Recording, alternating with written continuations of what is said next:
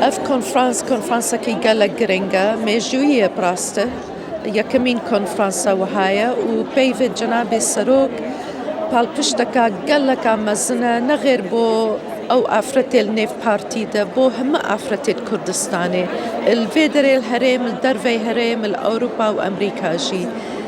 جنابي السروق بردوام پشگیریا ئافرەتا کرا و ئەڤڕۆم پەیاماوی واضح بوو. پراستە ئافرەت دەورە خوبێه نییە،